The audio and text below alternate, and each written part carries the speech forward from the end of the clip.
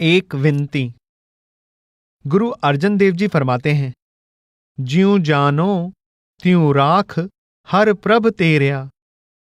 गुरु अर्जन देव जी एक निश्चित उद्देश्य के लिए संसार में आए थे और वह था इस जगत के माया से ग्रस्त जीवों को अज्ञानता की नींद से जगाना।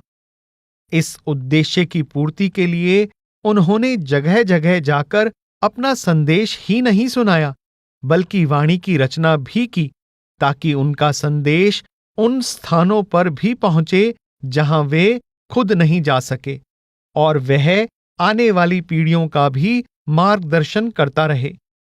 अपनी रचनाओं के लिए उन्होंने अति सरल भाषा का प्रयोग किया और अलग अलग क्षेत्रों के निवासियों की सुविधा के लिए उसमें आवश्यकतानुसार स्थानीय बोलियों के शब्दों को भी शामिल किया।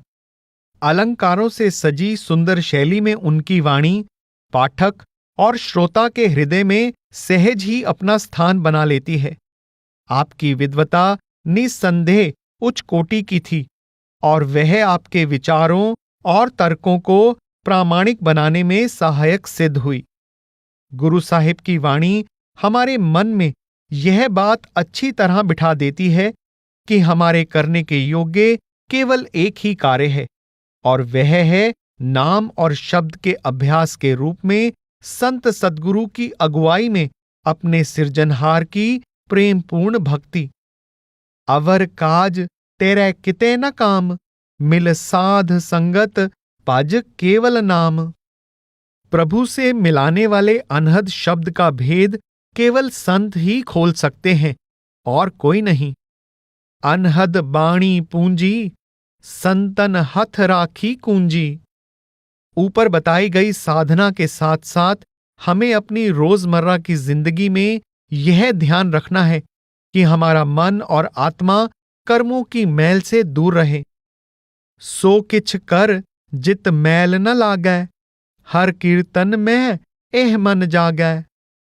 गुरु साहिब द्वारा बताई गई साधना के लिए अपने संबंधियों और मित्रों से विमुख होने की जरूरत नहीं है, न किसी जंगल, पहाड़, तीर्थ या पवित्र धाम में शरण लेने की। आप अपने निजी अनुभव से फरमाते हैं, देह दिस खोजत हम फिरे, मेरे लाल जियो, हर पायड़ा कर आए राम। हर मंदर हर जियो साजया, मेरे लाल जियो, हर तिस में रहया समाए राम। हमारे इष्ट द्वारा खुद बनाया गया हरि मंदिर हमारी अपनी काया में मौजूद है। यदि हम प्रभु को अपने अंदर ही खोजेंगे तो ही अपने उद्देश्य में सफल होंगे। हमारा शरीर एक रथ है, मन उसका सारथी, आत्मा उसकी सवारी और सृजनहार की ज्योति उसे चलाने वाली शक्ति है। जब इस जन्म का सफर इस शरीर की सहायता से ही खत्म किया जा सकता है, तो उचित है कि हम इसे मांस मछली जैसी गंदी और शराब तंबाकू जैसी हानिकारक वस्तुओं से बचाकर सात्विक भोजन से निर्मल और स्वस्थ रखें। हमारा सृजन करने वाला प्रभु अनंत विनोदी है। वह कृपा निधान अपने द्वारा बनाए संसार की लीला देखता है और प्रसन्न होता है। वेख विडाण रहया विस्माद। वह क्यों चाहेगा कि हम अपने आप को किसी तरह के व्रत से भूखा और प्यासा रखें, तप से सुखाएं, जलाएं या किसी और प्रकार का कष्ट दें। इसलिए गुरु अर्जन देव जी फरमाते हैं, हसन दियां, खेलन दियां, पैनन दियां, खावन दियां, विच्चे होवै मुकत।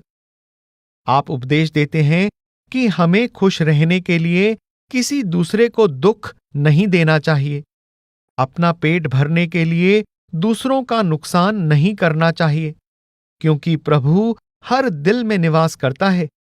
इसलिए किसी को दुखी करना मानो अमोलक हृदय को दुख पहुंचाना है। इसलिए सुखी जीवन बिताते हुए अपने उद्धार के लिए पूरी मेहनत करते हुए सदा विनती करते रहना चाहिए।